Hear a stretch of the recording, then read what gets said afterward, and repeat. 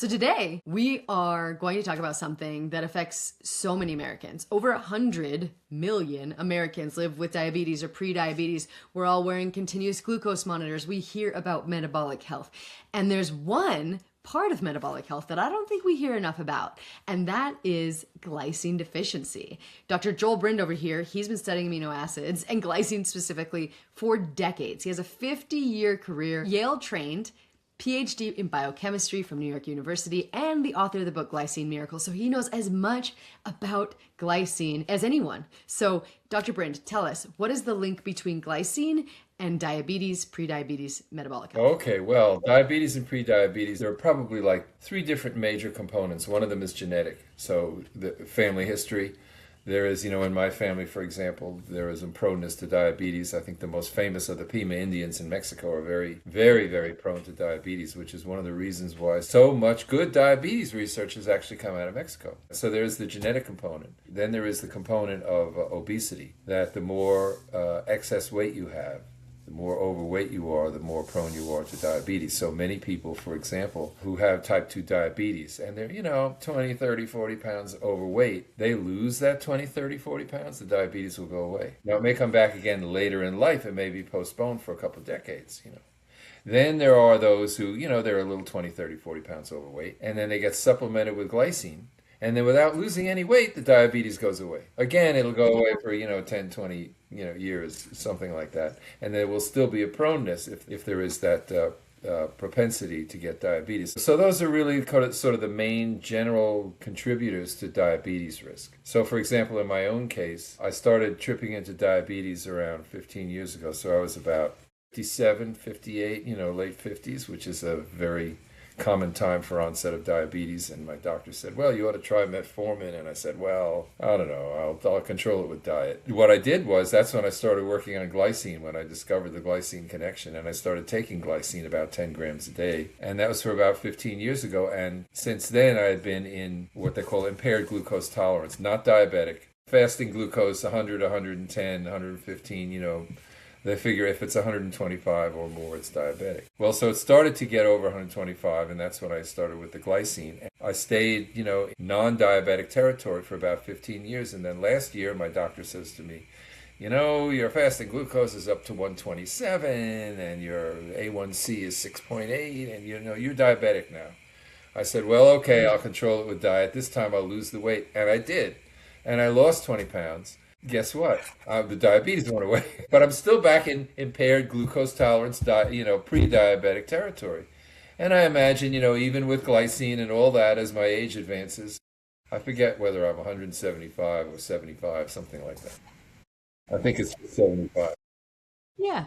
Having a good diet and everything is not going to make you live forever. The body just isn't made to last forever, but it will live a normal life. This is one of the reasons why I don't really care for the phrase life extension, extending lifespan, because you're really just stopping whatever is shortening a normal, natural lifespan.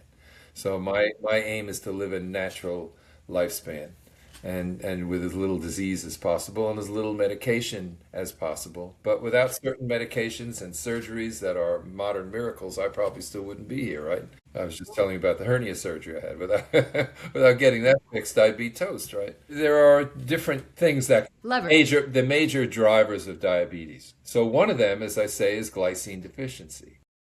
And that is that, and that's been shown by a very often quoted now landmark study from 2008, Cruz and colleagues in Mexico City, where they took this is a randomized placebo-controlled trial, and that's not easy to get good results in. Why? Because when you recruit people who have diabetes, they're taking medications for diabetes. Again, ethical research. You can't say, okay, we want you to stop all your medications so your blood sugar is going to go crazy while you try our product.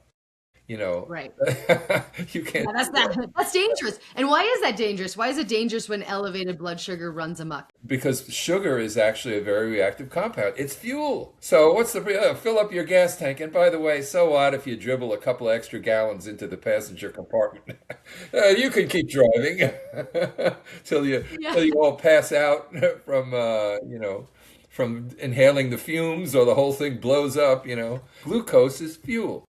And it's reactive. And it will react with, that's how they get the A1C measure, by the way, is that glucose will react with other proteins around just because it's so reactive, and so it will wear them down. It will make them age. So what A1C is, an aged protein. It's your hemoglobin in your red blood cells is actually getting damaged by the excess glucose, and that's what we measure as A1C. And since red blood cells are normally replaced overall about every 3 or 4 months, it's a good long-term measure of how your A1C, of how your glucose is going day by day. There's nothing better than a daily glucose monitor, but now I see people say, I see ads now for things that say, you can monitor your glucose and you can see the difference in your A1C, right, in a day. No, you can't see the difference in A1C in a day. It's a 3 or 4 month marker. 3 months, yeah. You do it, standard is now you measure your A1C today, and now let's see what it looks like 3 months down the line. So that even if you starve yourself for a day and get your blood sugar down, we know what's going on day by day because we're looking at that A1C. So it's a good long-term measure. But that's the reason why uncontrolled glucose it poisons you. It poisons the brain, nerve cells, and everything. It's reactive. It's something that needs to be carefully controlled and passed around in a safe way in the bloodstream and so on, so that it's not toxic that way. So that's why it's not good to have diabetes out of control. So what is the mechanism? The mechanism for diabetes, for it going out of control, is that there is an inflammatory component. You see inflammation happening in the fat tissue. So they noticed that it was, if you're overweight, you tend to get diabetes. Most people, if they lose the weight, they won't get the diabetes, at least not for many years. It has to do with weight. Well, they noticed, they say, well, it's not just fat, it's abdominal fat.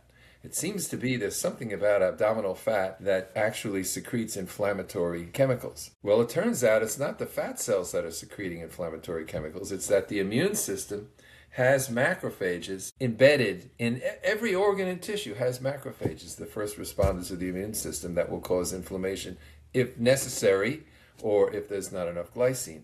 And fat is one of those things. So there's a lot more macrophages in the fat if you have a lot more fat. But there's not a lot more fat cells. The fat cells basically, fat is an unusual kind of a tissue. Most tissue, it grows because the cells multiply, so the tissue gets bigger. If you have a goiter, your thyroid may get 100 times bigger in its desperate search for iodine in order to make thyroid hormone. But the way that happens is you got like 100 times more thyroid cells in your thyroid. That's how tissues grow, but not fat. Fat grows basically because the cells don't multiply. The cells get fat. So the fat cells get bigger and fatter and more fragile. So whenever they get damaged just by doing something, I've gained 5 pounds, I better tighten my belt. So just trying to fit into those skinny me clothes of 6 months ago, you're doing some damage to the fat enough to cause inflammation. And there's also inflammation in the islet cells, the cells that make the insulin that are in the pancreas. And so this landmark study that was done in 2008 in Mexico City that I'm getting back around to now was a placebo-controlled trial. They recruited patients who were on diabetes medication. They had diabetes. They were all a little chunky, 20, 30 pounds overweight. I think the BMI was about 27 or 28. And in 3 months of giving glycine, they did 15 grams a day in 5 grams 3 times a day they did.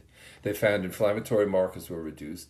The diabetes had gone away. Actually, the average A1C went from 8.3, with medication, mind you, down to 6.9. And that's significant beyond the effect of medication. And as I said, that's hard to demonstrate a significant effect when people are already being medicated, but it shows that it's better than the medication alone. And the most important thing about that is that the diabetes went away and they didn't lose 1 pound.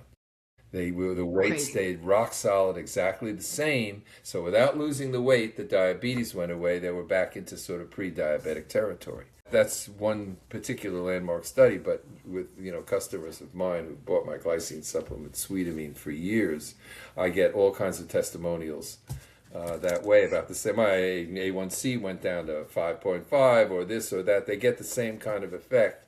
So it's very good for diabetes. Second thing has to do with also with obesity, is that obesity, and this is very recent research from like 2024, people from the Mayo Clinic and also in the Mayo Clinic branch in I think the Children's Hospital in Jacksonville, Florida. First author's name is Doprato. They had a very, very, very good hypothesis. They were studying children. Their patients were all children. And they're getting blood tests all the time, and they're interested in doing research and trying to advance health, of course. And they noticed that the children had markers in their blood, some of the markers which are key, like the lipid markers, right? You know, the LDL cholesterol, things like that. These children, 8, 10, 12-year-old kids, had markers in their blood that were typical of the markers that are indicative of heart disease risk in adults.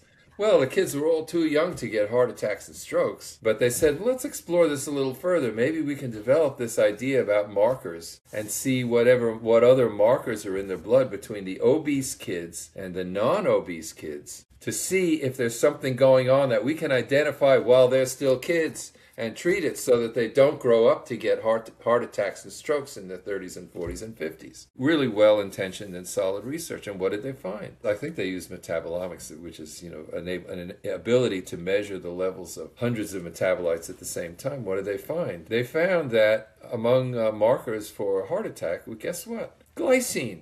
Glycine was low. Why was glycine low? Well, then they did genomic analysis, see what genes are being expressed. And they realized that when you get fat, when you get overweight, it shuts off one of the main pathways of glycine synthesis. So just by being obese, even before you're diabetic, your glycine levels are low. So your glycine levels will predispose to diabetes, but also those glycine levels may be low, not just because of inadequate consumption of the diet, but that you're also eating. So we're not only eating too much in the way of meat, fish, and poultry, muscle meat, we're eating all the methionine and not the glycine. That's one way that the diet has, in a surreptitious way, subtle ways, come in to sort of poison us. We're not only eating those meats, those parts of the animal which are making us glycine deficient, because it takes 2 molecules of glycine to get rid of every excess molecule of methionine. So that it makes it worse. Plus, we're eating more of these meats, which means we're also getting fat in eating more carbohydrates. And just getting fat, we're producing less glycine. So we're eating less glycine. We're wasting more glycine because of the way we treat the food that we eat, not eating nose to tail. So we're eating less, wasting more, and making less, right? So the our synthesis is less, our intake is less, and our destruction of the methionine, of the glycine that we do have, is more because we need to get rid of excess methionine. So we have at least 3 ways in which the modern diet and lifestyle has contributed to basically almost universal glycine deficiency. Outside of, bone broth enthusiasts, I know a few of them that, they get enough. Yeah, and obviously I am one of them. And I think it even goes beyond like prediabetes and diabetes, because I wear continuous glucose monitors probably once a year. And what I notice is if I do a bone broth pre-meal, or if I see my blood sugar being elevated, if I take that bone broth, it goes right back down. I can see it in real time, and it's a dramatic response. So let's talk about, how do you get it? I love bone broth and I drink it throughout the day, but Dr. Brind has a few, and you can do gelatin. You can make sure that you're eating nose to tail. But Dr. Brind has also created a product that you can talk about, and there's other glycine supplements. It's called Sweetamine, and it's scientifically derived. What do I mean by that? I mean, going back to that scientific principle of Occam's razor, if there's something in bone broth, something in gelatin, something in collagen, which seems to quell inflammation and make inappropriate inflammation or chronic inflammation go away, what is it? Is it one?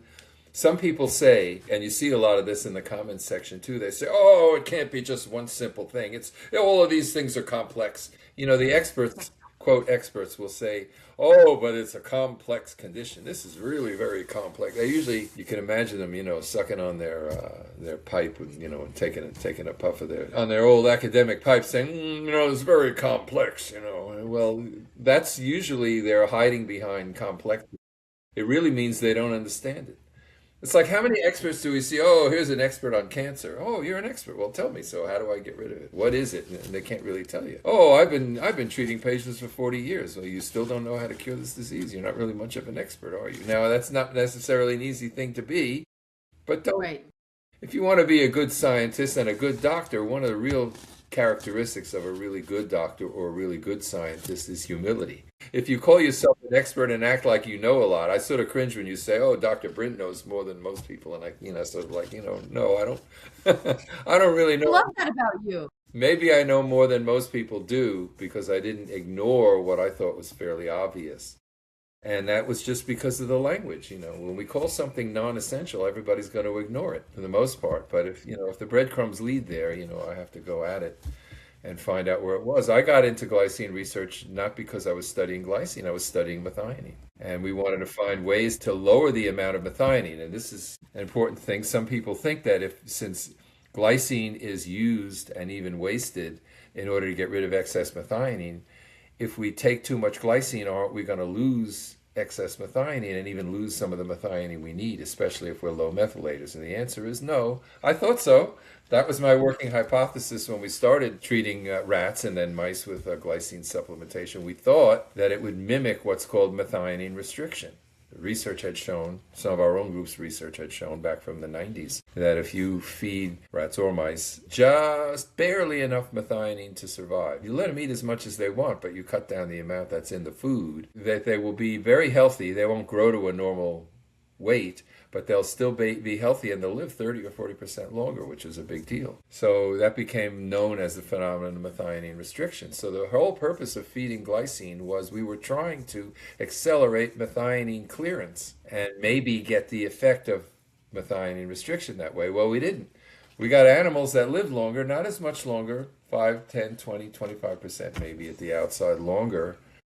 And they still grew to normal size. They didn't stay mini rats or mini mice, but they didn't lose any methionine. You looked at their blood and their liver, same amount of methionine. So we know it doesn't do that. So it's perfectly safe to take lots of glycine if you're a low methylator, as long as you take in enough methionine. In this trial, this Cruz trial, they were having 5 grams 3 times a day, so a total of 15 grams a day, which is maybe twice About what. Sweetamine, yeah. Yeah, about 2 different packs of Sweetamine, twice what we'd normally think would be in our glycine gap. But again, these people are diabetic, and so there might be a case for you might just need a little bit more. And it but won't also, hurt. Doesn't hurt. Yeah, we use big doses of glycine. And then if you're someone who, because like Dr. Brind is saying, he's a biochemist, he's really honed in on what he believes to be the key factor in turning inflammation off and maybe improving metabolic health. And then someone like me, I like to come in it and kind of work before, like in preventative ways, because I think if you prevent things, then you avoid the heroic doses. So that's where I like the complexity of whole foods and the fact that we're getting that molecule and nutrient and other nutrients. But I think both are important. Again, if you have a serious medical condition, whether it's cancer, stroke, heart attack, and anything, that you are under the care of a doctor, you should run any supplement by your doctor. And Always. I may think that your doctor is wrong, but I'm not. It's your doctor. I'm not a clinician. I don't give you medical advice. Thank you, Dr. Brind. That was a beautiful discussion. And so everybody go try Sweetamine. You can try bone broth, like I said, gelatin, and it could potentially improve metabolic health. So thank you.